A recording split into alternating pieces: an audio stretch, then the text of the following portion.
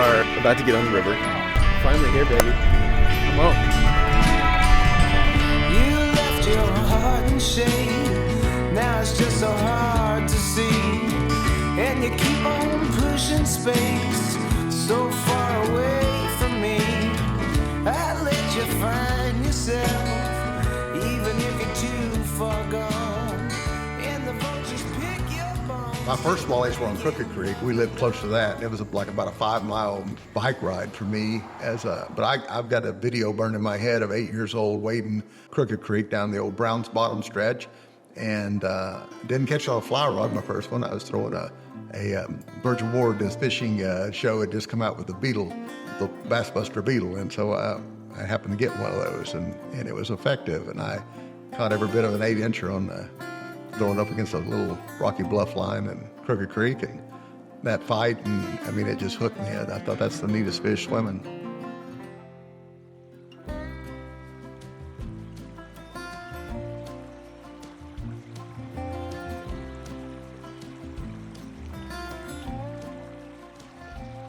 The way art has come into my life, a lot of people always say, well, you're born with it. And that's probably some truth in it. I was that kid that couldn't leave a chalkboard alone or a piece of paper. I had to be drawing out my ideas, and that's kind of how I was kept quiet at, functions, sit in church or whatever. I'd draw on the back of a piece of paper or something. And it made me very observant. And when I look at a fish that I've caught, I don't just see the fish. I see the scale pattern. I see the colors. I see the light.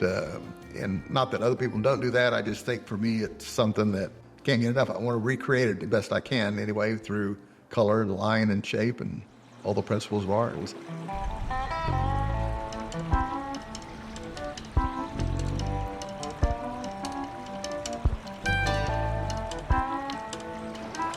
I would not say I'm an expert on fly fishing.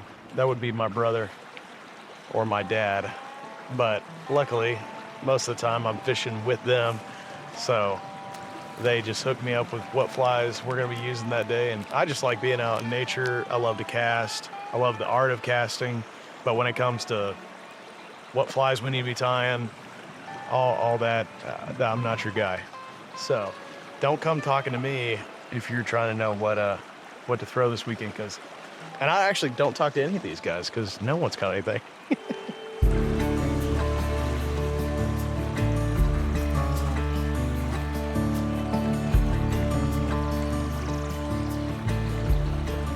It's been really challenging so far. I think we've got one really small largemouth, so not exactly the species we're going for.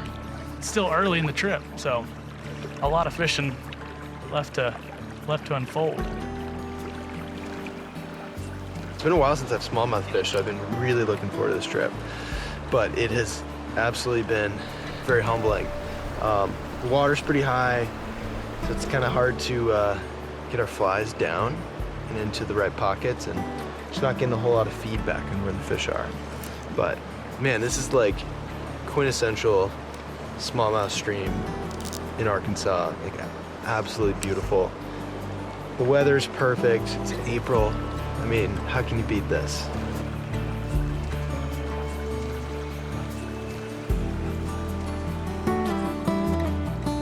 A lot of people, when they switch over, maybe they're a trout angler and they want to make that transition. There's a whole skill set that you need to develop to be successful for smallmouth bass. You're throwing a whole different arsenal of flies. There's the crawdads and the minnows, and different rivers will have different kind of a balance of that. And then how to fish that so it behaves and acts like the food form that they're feeding on. But you have to understand, you're dealing with a fish that's lived in this river since the day he was born. He's had otters chasing him. He's had hillbillies trying to gig him. He's had everything in the world to kind of take his life out. So he's not a dumb fish. He's a very smart fish. It's like hunting a big old wise deer that everybody's been after or something like that. He knows everything about his habitat and how to escape from you.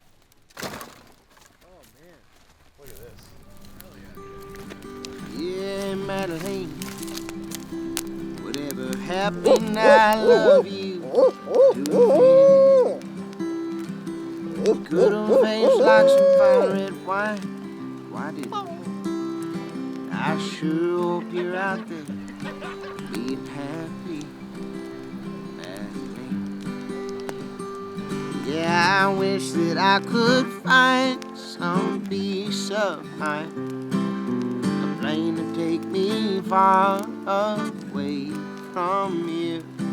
I hope you know I still feel the way I did. But do you ever think of me? Madeline.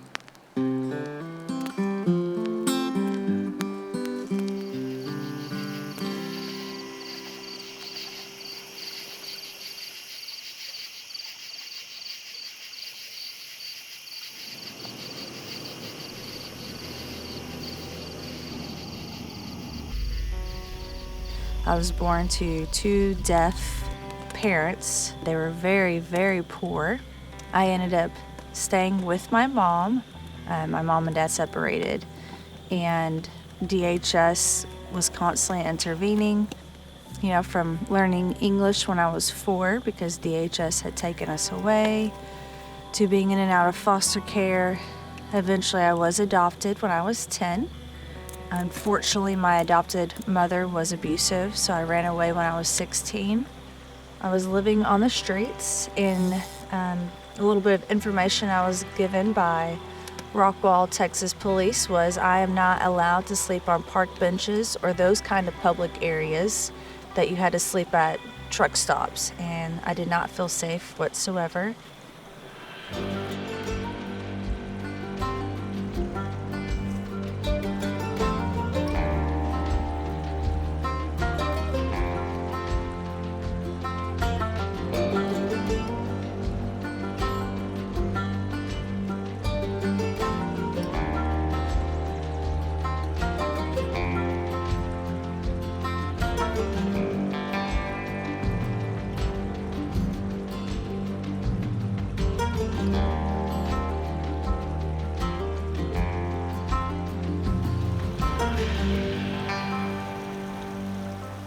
My stepmom passed away in a boating accident, and that instilled a new fear of water and any kind of watercraft, so whether it's boats, kayaks, big boats, anything. So I didn't get on the water, I wouldn't go to the lake for many, many years, and through fly fishing that has somewhat healed. I mean, I did have panic attacks and cried a few times, but fly fishing, the joy of fly fishing has helped heal that and rewire my brain, and even the reward system of rewiring my brain, that now bad things can happen on the water, but you know, every time I'm fly fishing, I'm catching fish, I'm making memories, I'm, you know, with my husband Joshua, and it's a good thing, it's a good experience.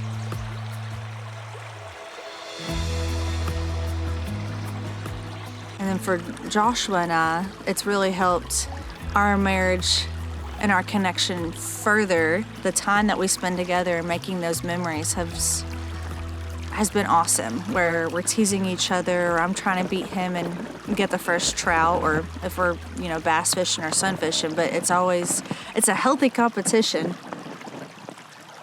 I distracting anybody? Just sit down.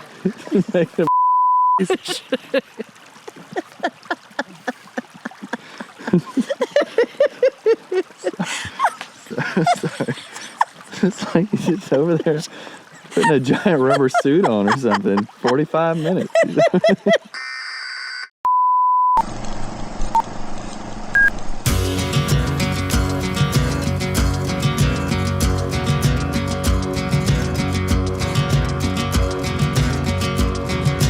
All the rings around her fingers jangle. There's always a wolfhound at her feet. She's the queen of every dream I wrangle. Silk in every step and every scene. Burn me with your stay.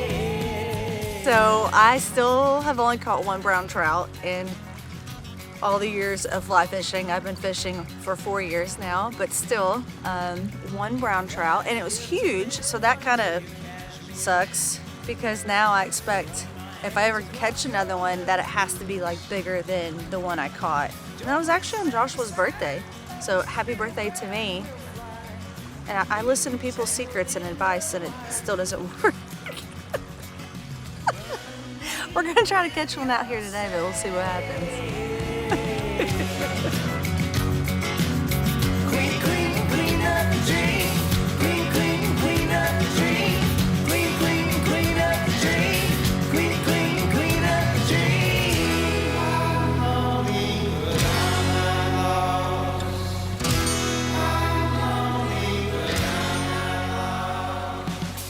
With the Mayfly Project, we take foster kids out and we teach them how to fly fish.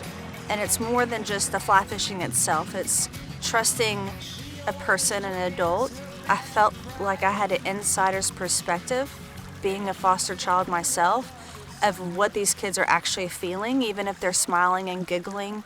There's a lot of trauma and there's a lot of things that they don't want to talk about, and we never ask them anything, but I just know personally what that feels like. And it also helps me heal myself and how I wish that I had something whenever I was a foster kid that was being instilled in me, and teaching them to fly fish. They have that moment of calm. They're just hands-on and they're in the moment, and everything else that's going on with their biological family or the court systems, DHS, or their foster family, it doesn't matter in the moment. They're out there learning how to fly fish, and it's giving them a purpose and even an identity, because as a foster kid, you move around so much, so you have no stability whatsoever, but fly fishing is something that you can carry with you no matter where you're living, who your foster parent is, how old you are. I mean, if there's water, you can fly fish it.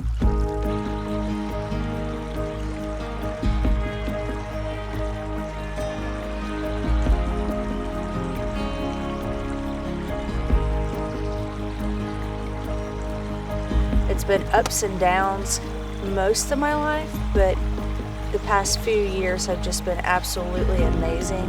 I've obviously fallen in love with fly fishing and all things outdoors. Of course, prior to that, I did meet my awesome husband, who has way too much patience and has taught me how to fly fish.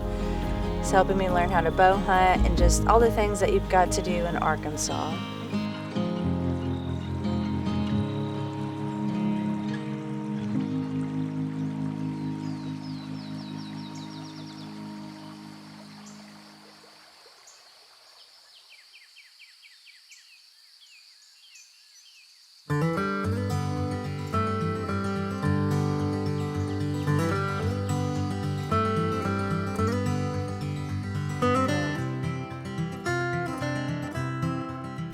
We got Ruger from Christy Crown, who's the biologist for Arkansas Game and Fish, 7 years ago. And he was our biggest blessing. He's been here ever since. He's here almost every day.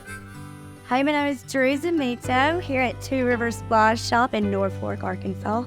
So here at Two Rivers Fly Shop, we offer all the flies you need to fish over at the hatchery, kids up to 16, and it's a wonderful way to create some memories with your family.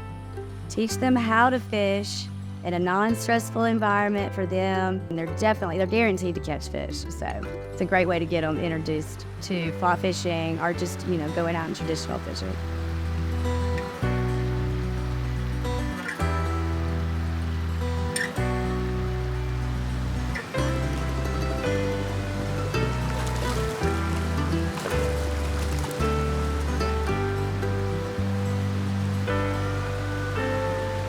Anymore, especially after guiding for 18 years, a lot of my customers are repeats and a lot of them are headhunting. They're wanting to spend time out there on the white, chasing that monster brown trout. So it's always kind of refreshing for me to come into Dry Run Creek, get to spend time with a kid who's just full of wonder and excitement and grateful for every fish they catch. It's just a nice change of pace to be on foot, to be back in the water, plus the nostalgia of being in here. I've stood right in these riffles. I got pictures from 30 years ago being right here in these riffles catching trout with my dad when I was in the 3rd grade, 4th grade. There's no question about growing up fishing with my dad in Arkansas impacted me later in life.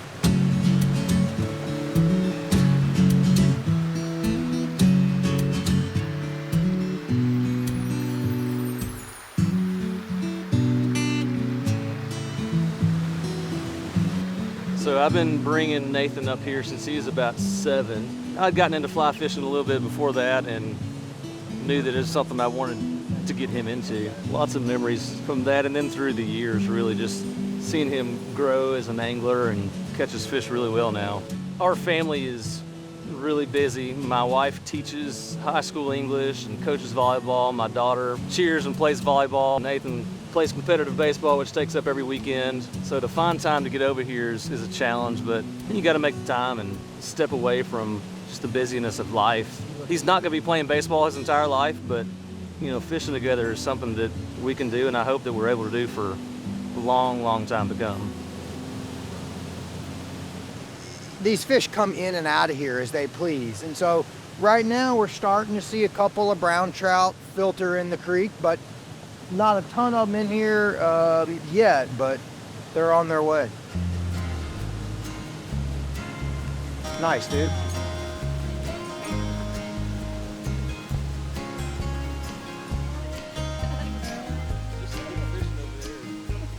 I'd say the majority of our customers are parents bringing their children to come to the hatchery to fish.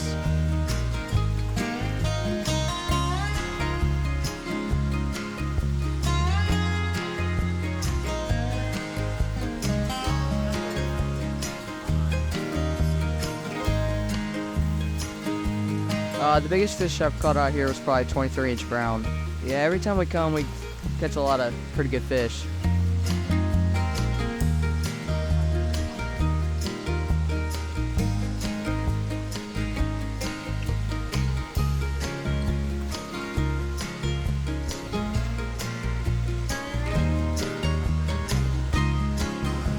I caught about a 8-pound rainbow a couple years ago. Caught about a 3-pound brown, maybe a couple of those, and then a bunch of pretty good sized ones, but had probably a couple of the biggest get off, but it's been fun.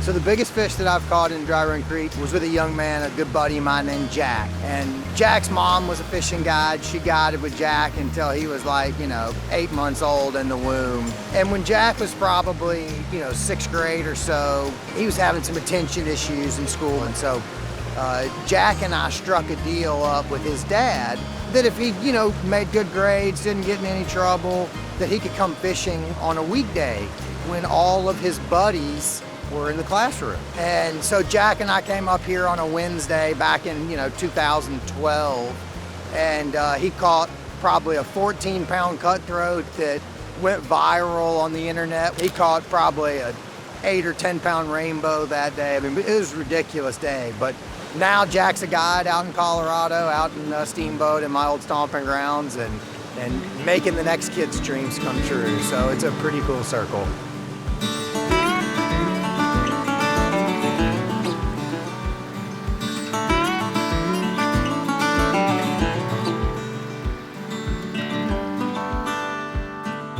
So often, you find kids maybe that are out here that, don't love football or basketball or traditional sports. And it's cool to watch kids find their rhythm in fishing.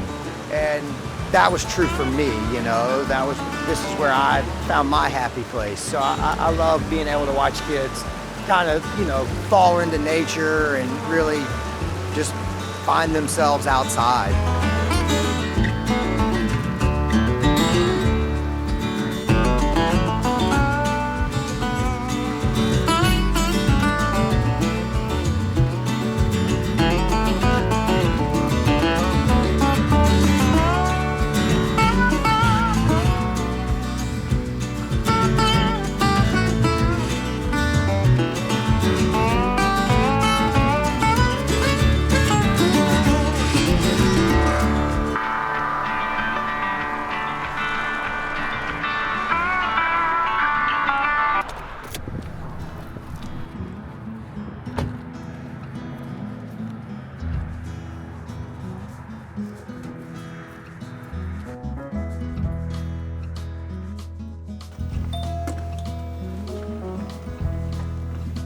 Let's go, man. What's going on? Let me know if I can help you out. Will do.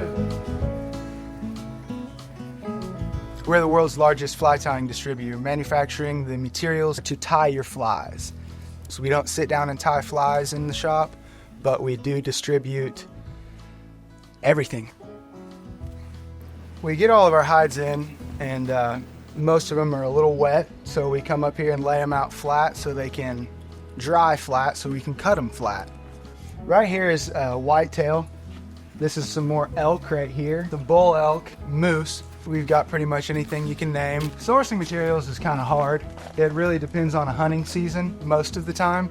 Most of our animals are farmed, but we only get seconds mainly.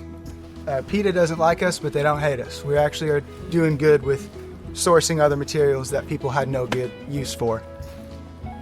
Find it all right? I did. Cool.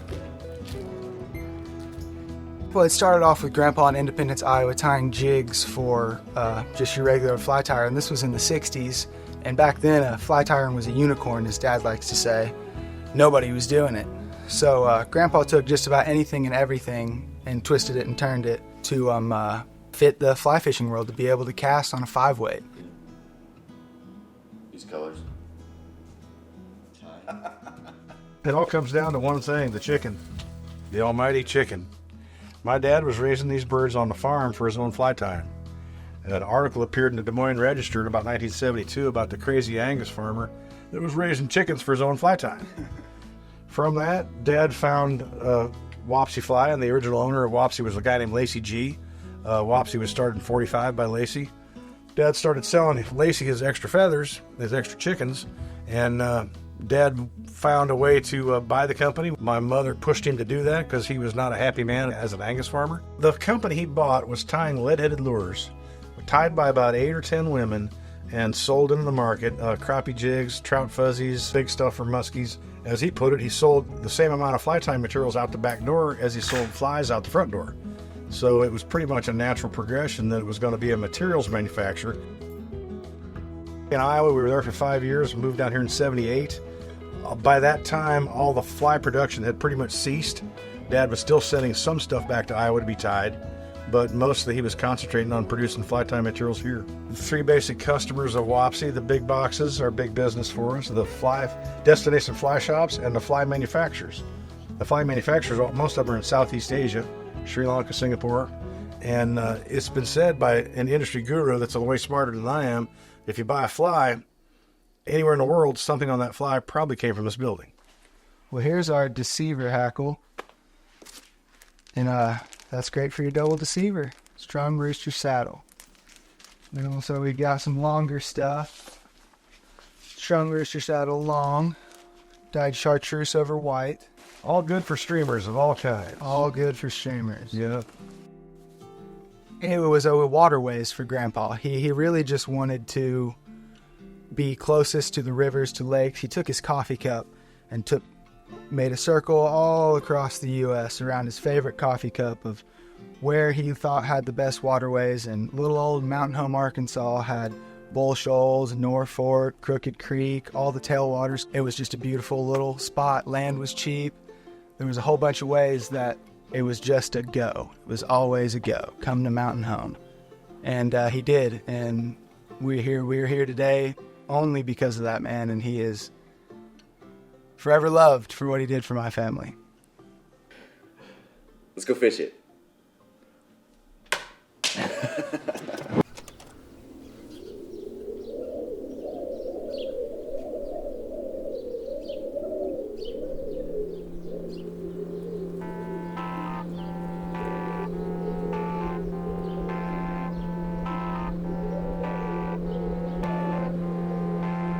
Let's see if we can go and annoy a couple of these brown trout. Yep.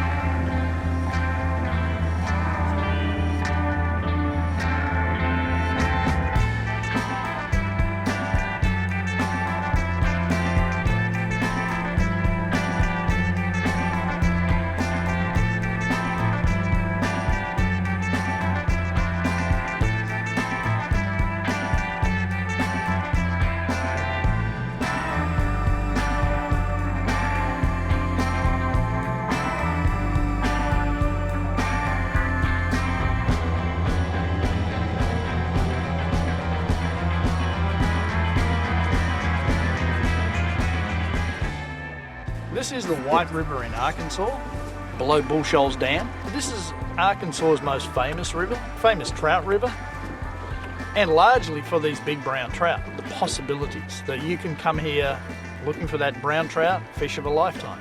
We put in at mile 12 this morning, ran uphill, try and catch some of this rising water, because they're releasing a big push of water from the dam this morning, and we will follow that push down. We're going to stay up on this big water, because this is the water that these fish really can predate in. You got to come mentally prepared, because you may have water, you may not have water. If you don't have water, you're not getting to do exactly what you come for, right? So like being willing to kind of switch it up depending on the water is a big deal.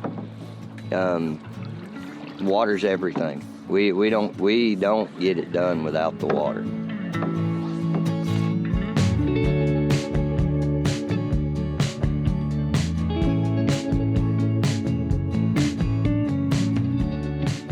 Just give me plenty of strip, stall. Strip, stall. That kind of bite is what we're looking for. Gotcha. I want you to throw right where that back eddy turns and starts to go back downstream. Gotcha. Okay? And then I want you to hit behind every brush top. So those are kind of a couple of the spots that you'll be able to see that you need to hit. But that turnaround on that back eddy is a big deal. Okay. All the way now you want me all the way to the bank and as far up in there as I can? Yeah, just up in that pocket, back up in there. Okay. But, and bring it all the way back, because they could be right out in this chop in here, right? Yeah, go ahead and throw it. Whatever. Yep, you're heading in the right direction. Yep, nice.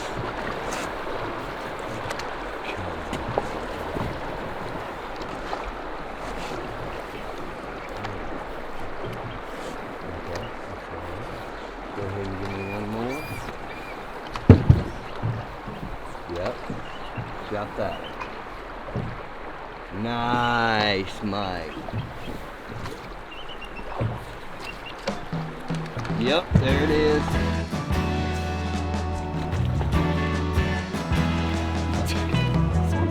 You called it.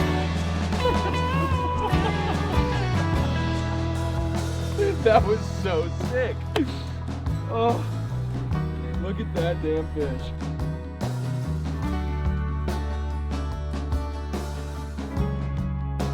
We are out here trying to catch ourselves some of these large predatory brown trout. They are built and they are adapted to chase down little fish. Big tails, big mouths, eyes, all sorts of sensors to hunt down their prey.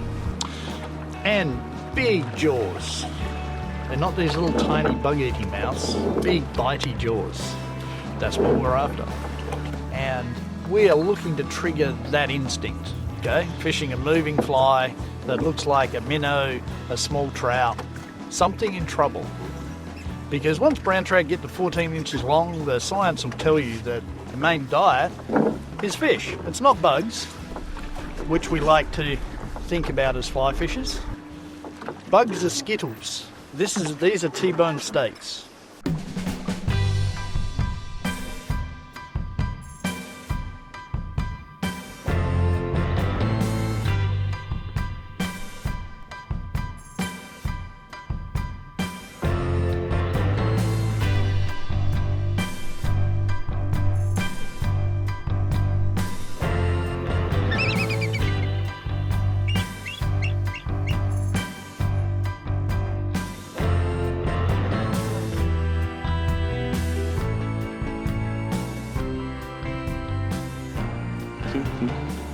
I know in most places, like a trophy's anything over 20 inches, but that's just not the White River, you know. The White River, a good one is, 24. I mean, I guess a good one starts at 20, but our trophies start at 24. And, man, it's funny. Catching fish from 24 to 28 inches, 29 inches can be so doable. Yet that 30-inch mark is insane. Like, I personally have 5 fish over 29, but I don't have a 30, right? Personally. I caught a 30 one time at night, but I don't count that because it was at night. It's a feat to catch these things during the day.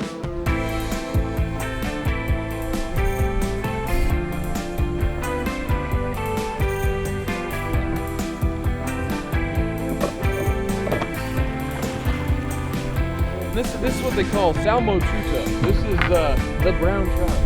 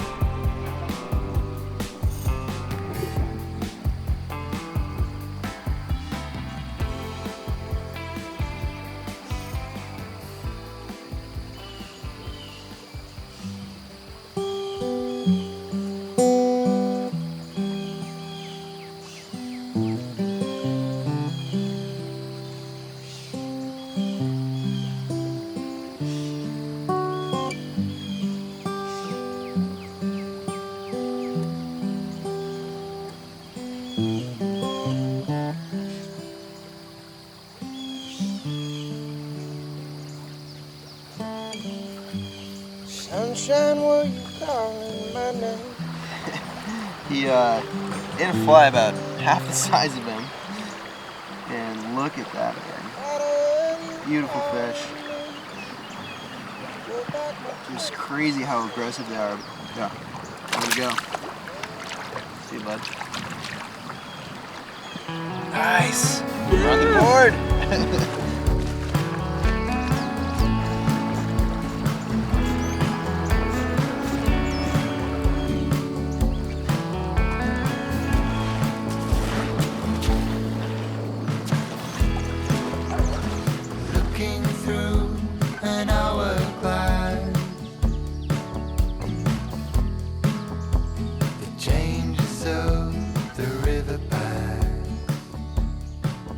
When I grew up, seeing another angler in a day was rare, extremely rare. We used to sit down at the barber shop, you know, and locals would talk regularly, not that many years ago, less than 20 years ago, of 100 fish days. You know, I did a lot of work with the Game and Fish Commission way back in the 90s to help rewrite the regulation. And we finally got a 2-fish, 14-inch on blue ribbon streams. And it was quite a fight, believe you, to get that. I push for all smallmouth in these Ozark and Washita streams ought to be a catch-release fish.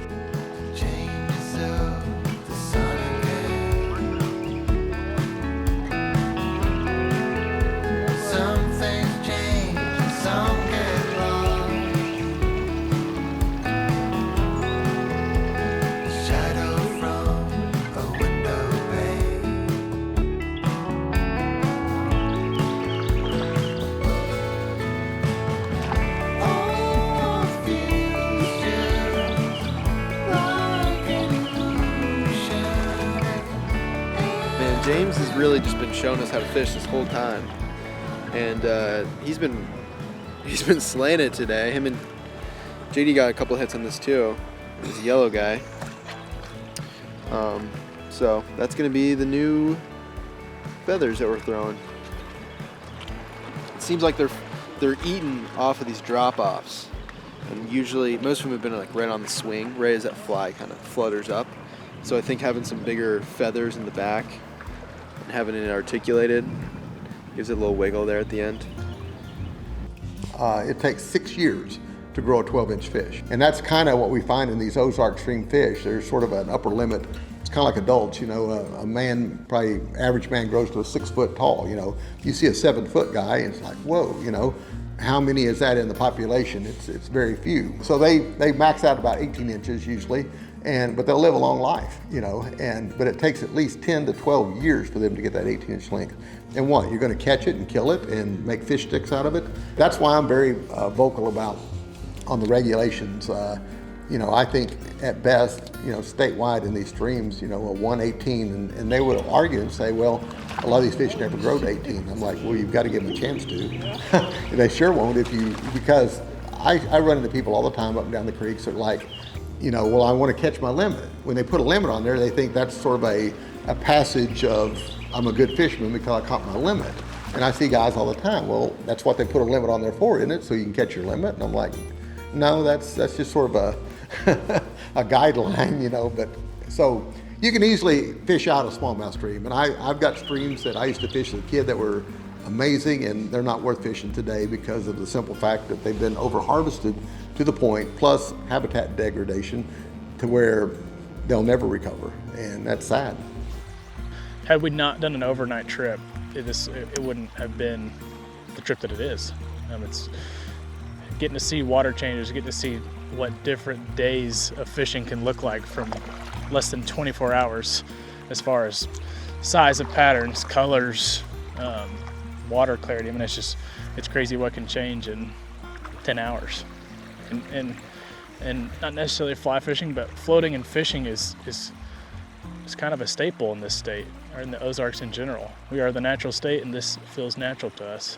Being on the water is calming in so many ways, and to be able to spend this time together with a lot of good guys and catch some incredible fish has been a joy. So, I mean, I've been a full strip, maybe 6 feet of water. So, I don't know. Maybe they're right a little more shallow. Most anglers nowadays have realized that the only way we're ever going to have quality smallmouth fishing is through catch and release fishing, and if we can just get the laws, I think, to kind of come along with that, and the regulation. There's no need to ever kill one of these fish in the stream. It takes too long to replace them. Dave Whitlock and I, who was a dear friend, a father figure, a mentor to me, the most amazing man in the sport of fly fishing that has ever been. There's a lot of greats out there. He was the greatest. And we were very close friends. We did a lot of wonderful things together. One of the things we did is we started teaching smallmouth fly fishing schools and weekends. I mean, he and I both, I got it from him. It's not my statement, but there is no other fish that swims that is stronger per pound and excites, more in the strike, and also its ability to survive. It's a native fish. To me, it's the symbol of the Ozarks and the Ouachita Mountain Wilderness experience.